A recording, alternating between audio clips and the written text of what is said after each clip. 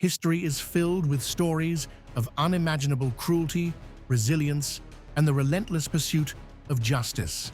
Among these tales lies the haunting account of Jenny Wanda Barkmann, a seemingly angelic figure whose actions at the Stutthof concentration camp earned her the chilling nickname Mad Jenny. Join us as we unravel the chilling story of Jenny Wanda Barkmann, the German supermodel whose rise to infamy, horrifying crimes, and brutal execution left an indelible mark on history. Stutthof, the hell of Nazi occupation. On September 1st, 1939, Nazi Germany invaded Poland, using a fabricated claim that Poland had attacked a German radio station as a pretext. This marked the beginning of World War II. On September 1st, 1939, Hitler launched an attack on Poland. The German military's swift and devastating blitzkrieg strategy overwhelmed Polish defenses. On September 17th, the Soviet Union invaded from the east, acting under a secret agreement with Germany to divide Poland between them. By September 28th, Warsaw surrendered, and the partition of Poland was finalized the next day. Under German occupation, the Polish people endured immense suffering. The Nazis sought to eliminate anyone they considered a threat to their control. Nothing short of offensive to many, with even some lawmakers comparing policies to Nazi occupation in Germany, including members of the nobility, clergy, and intellectual elite. Thousands were executed in the weeks following the invasion, and entire communities lived in fear of further reprisals. The Nazis viewed Poles as racially inferior and sought to suppress any form of resistance. For Poland's Jewish population, the invasion marked the start of unimaginable horrors. Approximately 1.8 million Jews in German-occupied Poland were forced into ghettos, facing starvation and disease. After the German invasion of the Soviet Union in 1941, over 3 million Polish Jews were deported to concentration camps, where most were killed as part of the Holocaust. One such camp was Stutthof, located near Danzig, modern-day Gdansk. Stutthof was initially established as an internment camp for Polish elites, including intellectuals, clergy, and political leaders, as part of the Nazis' plan to decimate Poland's cultural and political foundations. Even before the war began, Nazi authorities had prepared lists of people to arrest and scouted locations for camps. In November 1941, Stutthof was converted into a labor education camp, where prisoners endured brutal working conditions. By January 1942, it became a full-scale concentration camp. Prisoners, particularly Jewish detainees, were subjected to starvation, disease, forced labor, and executions. Survival was a daily struggle, and for many, it was impossible. Like many other Nazi concentration camps, Stutthof employed female guards, known as Aufseherinnen. Of the approximately 50,000 guards who served across the Nazi camps, around 3,500 were women. These women came from a variety of backgrounds, mostly from the lower to middle classes, with little to no relevant experience. Some were former prison matrons, hairdressers, tramcar conductors, or retired teachers. They were recruited through advertisements in German newspapers, encouraging them to show their devotion to the Reich by joining the SS Gefolge, a female support and service organization for the SS. Others were conscripted based on data in their SS files, with many having been indoctrinated through the League of German Girls, a Nazi youth organization. Several Nazi youth organizations were created. The most famous, of course, was the Hitler Youth.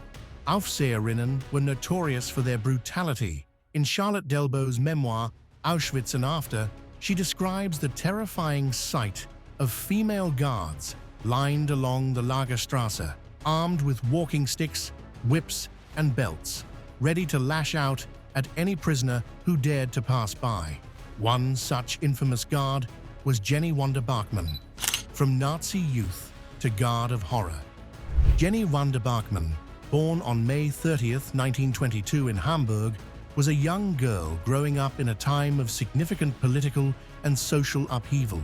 As a child in the Weimar Republic, Barkmann witnessed the dramatic rise of Adolf Hitler and the Nazi Party in January 1933. Just a few months before Barkmann celebrated her 11th birthday, Adolf Hitler rose to power as Chancellor of Germany in January 1933, ushering in a new era of political turmoil. Around this time, Barkmann became swept up in the fervor of Nazi ideology, joining the League of German Girls, the female counterpart to the Hitler Youth. This organization, alongside the Hitler Youth, played a critical role in shaping the minds of German youth, preparing them to become loyal followers of Nazi principles. The League of German Girls, led by Baldur von Schirach, was part of a broader strategy to indoctrinate young Germans with Nazi beliefs. From its inception in 1930, the League quickly expanded as the Nazi Party gained power.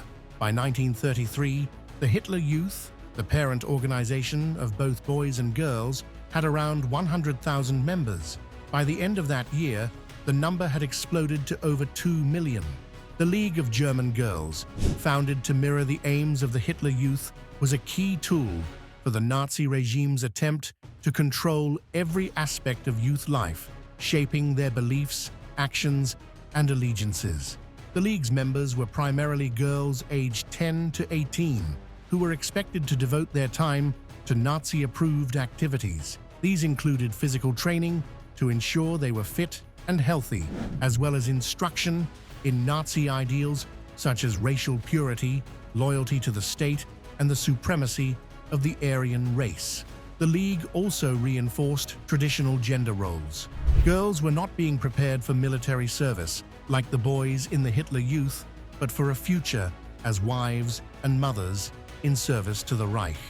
The emphasis was on collective activities such as gymnastics, sewing, and nursing, which were designed to prepare girls for roles in the home and community. A significant aspect of the League of German Girls was the way it isolated its members from other influences, including religion, school, and even their own families. Meetings were intense, often conflicting with school and religious activities, and during these gatherings, girls were encouraged to conform to the group's identity, singing Nazi songs, wearing uniforms, and abandoning any notion of individuality. As part of the regime's efforts to further control youth, girls were also encouraged to report any anti-Nazi behavior they witnessed at home or in their communities, effectively becoming tools for surveillance and spying on their families and neighbors. The Nazi leadership believed that girls, as future mothers of the next generation, were essential to building a strong, racially pure society. Thus, the League of German Girls focused heavily on physical fitness and collective activities that were seen as preparing girls for the demands of motherhood. In addition to physical training, girls in the League were educated in domestic skills such as cooking, sewing, and nursing, preparing them to manage a household and care for their future families. In the context of the League, motherhood was not just a personal choice, but a patriotic duty.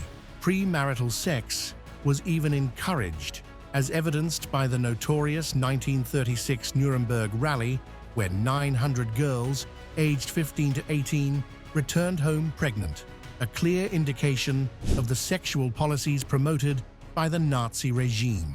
Barkmann, like many of her peers, was molded by this environment of indoctrination and discipline.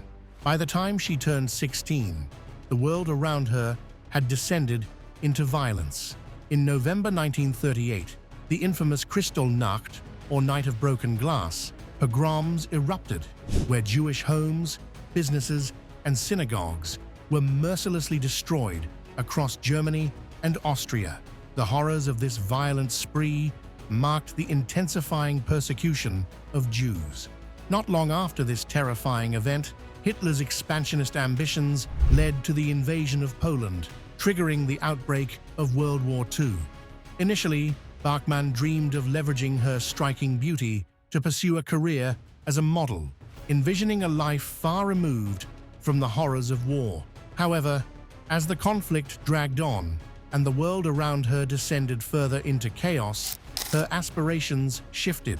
By 1944, at the age of 21, Barkmann made a dramatic decision. Instead of seeking fame in the fashion world, she chose to join the Nazi regime's brutal war effort, becoming an Aufseherin at the notorious Stutthof concentration camp near Gdansk, Poland, a decision that would forever alter the course of her life. The camp of death and labor. Stutthof earned the eerie nickname Baliostrogoi, meaning the forest of the gods, given by a Lithuanian prose writer. However, the only beings regarded as gods within its brutal confines were the sadistic guards and wardens, while the prisoners were reduced to nothing more than a silent, suffering crowd, powerless and voiceless in the face of their torment. The camp was strategically located in a remote area of northern Poland, surrounded by the Bay of Danzig to the north, Vistula Bay to the east, and the Vistula River to the west. The land was flat and damp, almost at sea level, creating harsh conditions for those confined there. The camp was situated along the Danzig-Elbing Highway, a route leading to the Baltic Sea resort town of Krynica Morska, a stark contrast to the horrors unfolding within. The original camp, known as the Old Camp, was enclosed by barbed wire fences. In 1943, as the Nazi regime expanded its operations, the camp was enlarged and a new section was added, surrounded by electrified barbed wire fences for greater security. From its opening, Stutthof served as a detention center for political prisoners and others deemed enemies of the Nazi regime. As the war progressed, the camp became a holding site for tens of thousands of people. Estimates suggest that as many as 100,000 individuals were deported to Stutthof, primarily non-Jewish Poles, though a significant number of Polish Jews from Warsaw and Białystok, along with Jews from forced labor camps in the occupied Baltic states, were also imprisoned there. In 1944, as Soviet forces advanced, many of these prisoners were relocated to Stutthof from other camps. The conditions at Stutthof were brutal and inhumane. Starvation, disease, and forced labor were daily realities for the prisoners. Typhus epidemics struck the camp in the winters of 1942 and 1944, decimating the population. Those deemed too weak or sick to work were killed, often by gassing in the camp's small Zyklon B gas chamber, which began operations in June 1944. Others were executed through lethal injections administered by the camp's doctors. By the end of the camp's operation, it is estimated that over 60,000 people died at Stutthof. Among the many victims was Stephen Springfield, who was deported to Stutthof in 1944 after being transferred from a work camp in Kaiserwald. Springfield and his brother survived the horrors of the camp, being forced to work in a shipbuilding factory. And German officers said they're looking for volunteers to work in a German shipbuilding firm. They later endured a death march, but were liberated by Soviet forces in 1945. Stutthof's forced labor operations played a crucial role in the Nazi war machine. Prisoners were used in a variety of industries, including SS-owned businesses such as the German Equipment Works, which was located near the camp. Others worked in brickyards, on farms, or in local industries. The camp even had its own workshops, where prisoners produced goods for the Nazi war effort. In 1944, as the need for armaments grew, a Focke-Wulf airplane factory was established at Stutthof. Over time, the Stutthof system expanded into a vast network of forced labor camps, with 105 sub-camps established throughout northern and central German-occupied Poland. Major sub-camps included Thorn and Elbing. Leo Kuttner, a survivor of Stutthof, was arrested on the first day of the war and initially assigned to forced labor. After being deported to Stutthof in 1940, he worked upholstering furniture for the SS. Later, he was transferred to Auschwitz, where he was forced to clean streets and dig ditches. filled it up with snow and carried it to the other side of the camp and dumped the snow. Leo eventually endured several death marches as the Allies advanced. He was liberated by US forces in April 1945. While Stutthof's forced labor operations were integral to the Nazi war effort, the camp's horrors went beyond the brutal work imposed on prisoners. One of the darkest figures there was Jenny Wanda Barkmann, a guard whose reputation for sadistic cruelty became infamous, instilling fear in all who crossed her path. The charming ghost of Stutthof. Barkmann, one of the most feared and notorious guards at Stutthof, was a figure who seemed an unlikely candidate for such cruelty. A charming young lady with delicate features and an angelic appearance, she quickly earned a terrifying reputation among the camp's prisoners. Known by many as the charming ghost and Mad Jenny, she became infamous for her sadistic nature and the inventive ways she tormented those under her control. Even the most hardened members of the SS were astonished by the extreme brutality she exhibited. Barkmann's cruelty was not just confined to physical violence. While she was particularly vicious towards Jewish and Polish women, the reasons for her deep-seated hatred remain unclear to this day. What is known is that she relished in her power and seemed to take a perverse pleasure in the suffering she caused. One of her favorite methods of punishment was to beat her subordinates with a thin leather belt. Witnesses claimed that she had beaten several dozen women to death with this simple weapon. Perhaps the most chilling aspect of Barkmann's cruelty was her treatment of mothers and children.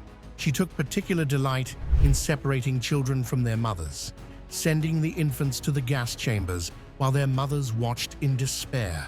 The fact that such a delicate, seemingly gentle woman could inflict such terror made her actions all the more horrifying. Barkmann's methods of torture were varied, but they were always intended to break the spirit and body of her victims. She would whip prisoners on their feet and ankles, beat them with rubber sticks, and unleash vicious dogs on them. She was also known to invite local doctors to perform cruel experiments on the prisoners, adding another layer of inhumanity to the already horrific conditions of the camp. Witnesses reported that when she tortured a victim, her previously serene face would contort into a demonic mask of fury. This transformation was so unsettling that it even frightened her fellow SS officers, who had seen their fair share of violence. Barkmann's cruelty seemed to know no bounds, and it was said that even a casual glance from her could spell doom for a prisoner. A single look from her could mean an agonizing death or a quick trip to the gas chamber. Barkmann was a master of deception. Many newcomers to the camp were fooled by her apparent kindness, only to realize too late that beneath the surface lay a sadistic killer. She would often offer poisoned candy to children or brutalize a mother for the slightest perceived disrespect. Her actions were a constant reminder of the depths of human cruelty that could exist within the walls of a concentration camp. For those trapped in Stutthof, Barkmann represented the very face of terror. Her sadistic behavior created an atmosphere of constant fear where survival seemed impossible and any misstep could lead to an agonizing end. To many, her name became synonymous with suffering, and the stories of her cruelty have lived on long after the war. As Barkmann's reign of terror continued, the camp's final days marked an even more brutal chapter as the Nazis attempted to erase the traces of their crimes in the face of advancing Soviet forces. The fall of Mad Jenny. As Soviet forces closed in on the camp in early 1945, the Nazis began evacuating Stutthof and its subcamps. The final evacuation started in January, and by then, nearly 50,000 prisoners, the majority of them Jews, remained in the Stutthof system. Some 5,000 prisoners from the subcamps were marched to the Baltic Sea coast, where they were forced into the water and machine-gunned by the SS. The remaining prisoners were forced to march towards Lauenburg in eastern Germany, but they were cut off by Soviet troops. The Germans then forced the surviving prisoners to return to Stutthof. In harsh winter conditions, and subjected to brutal treatment by the SS, thousands of prisoners perished during the march. In late April 1945, with Soviet forces closing in on Stutthof, the remaining prisoners were removed by sea. Many were forced into the sea and shot. Over 4,000 prisoners were sent by boat to Germany, some to the Neuengamme concentration camp near Hamburg, while others were sent to camps along the Baltic coast. Many drowned on the journey. In the final days of the war, some prisoners were transferred to neutral Sweden, where they were released and cared for by Swedish authorities.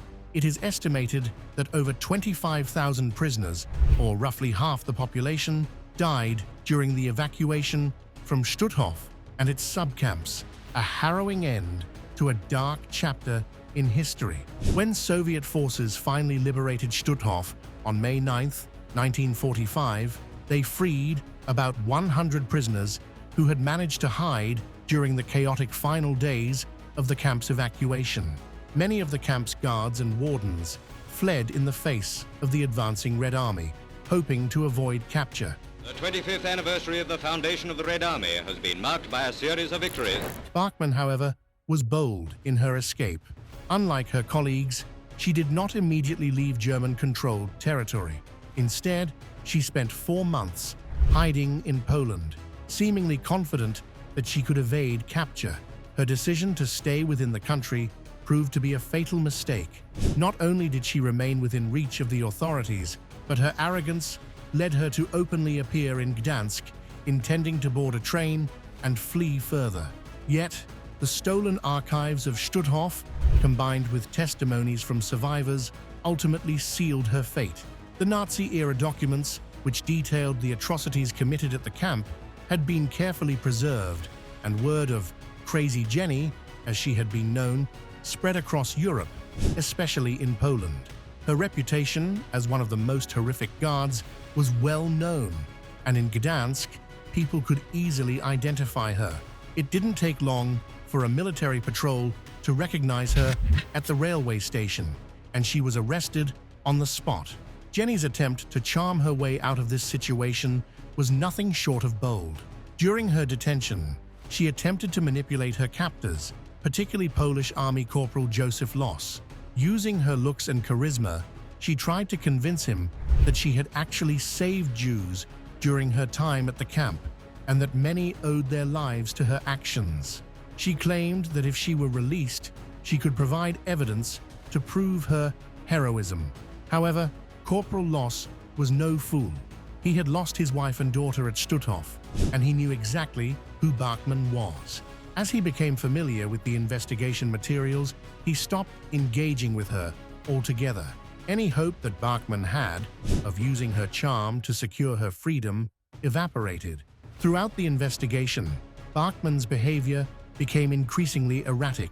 She first tried to justify her actions by claiming that the Gestapo had forced her to become a guard, threatening her family's safety if she refused. When this explanation failed to convince the authorities, she concocted a new story, claiming she was an anti-fascist who had volunteered to work at Stutthof to alleviate the suffering of the prisoners. But the evidence against her was overwhelming, and her delusional tales crumbled under scrutiny. Facing the undeniable reality of her fate, Jenny finally ceased her attempts to manipulate the situation. She realized that there was no escape from the justice that awaited her. The Polish people, in particular, would never forgive the atrocities she had committed in the concentration camp. Her reputation as one of the most feared and ruthless guards at Stutthof ensured that she would be held accountable for her role in the suffering and deaths of countless innocent people. As the trial approached, Barkmann's past caught up with her, and the stark contrast between her earlier attempts to evade responsibility and the reality of facing justice became undeniable. The events that unfolded in court revealed an even more unsettling side of Barkmann's character, one that shocked many observers. Barkmann's trial and execution. Jenny Wanda Barkmann's trial, which began on April 25, 1946, was a spectacle that shocked many, particularly because of the way she carried herself throughout the proceedings. Unlike her fellow defendants, who were visibly emotional and begging for mercy, Barkmann displayed an unsettling calm. She seemed detached from the gravity of the charges, more concerned with her appearance than with the gravity of her crimes. She reportedly wore stylish clothes and sported a different hairstyle every day, even going so far as to flirt with the prison guards. This behavior, along with her insolent laughter and light-hearted chatter with her co-defendants, contrasted starkly with the severity of the crimes she had committed. The other women on trial, Wanda Klaff, Gerda Steinhoff, Elizabeth Becker, and Ewa Paradis, cried and pleaded for their lives, but Barkmann remained eerily composed. When the trial concluded on May 31st, 1946, 11 of the defendants were sentenced to death by hanging for crimes against humanity, 5 of whom were women. Barkmann, having been found guilty, remarked with chilling detachment, "Life is indeed a pleasure, and pleasures are usually short." The public execution of Jenny Barkmann, alongside the other convicted war criminals from Stutthof, took place on July 4th, 1946, at Biskupia Gorka Hill near Gdansk. This event became a macabre spectacle for the public, and it was widely anticipated across the region. 3 days before the execution, newspapers published the date, and workplaces granted time off for employees to attend the event, providing transportation for them.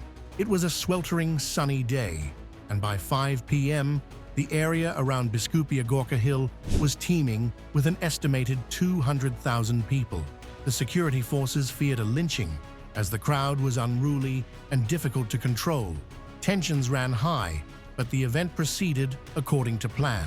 The 11 convicts, their hands and legs bound, were transported to the execution ground in open trucks, 6 men and 5 women, including Barkmann. They were made to stand on the tailboards of the trucks, awaiting their gruesome fate. Former Stutthof prisoners, now dressed in striped uniforms, volunteered to serve as executioners. They prepared the nooses with simple cords, placing them around the necks of the condemned as the trucks were backed under the gallows. The execution was staged so that as each truck moved forward, the prisoners were left suspended, the short drop ensuring that their necks didn't break immediately, prolonging their deaths. This method of hanging, designed to maximize suffering, meant that each person would strangle slowly, their life slipping away over 10 to 20 minutes. As the trucks started moving, the crowd watched in a mix of horror and satisfaction. When Johann Pauls, the former commandant of the guards at Stutthof, was hanged, he managed to shout, "Heil Hitler!" just before his body jerked into the air, causing the crowd to erupt in insult and anger. As his body hung motionless, the next truck moved forward, and the next convict was subjected to the same torturous fate. The other condemned prisoners were forced to witness this agonizing process, knowing that they too would soon experience the same slow death.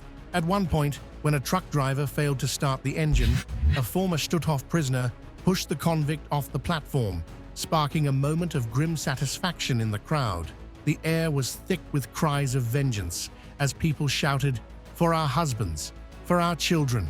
When the final convict died, the crowd surged forward, eager to mutilate the bodies of the executed.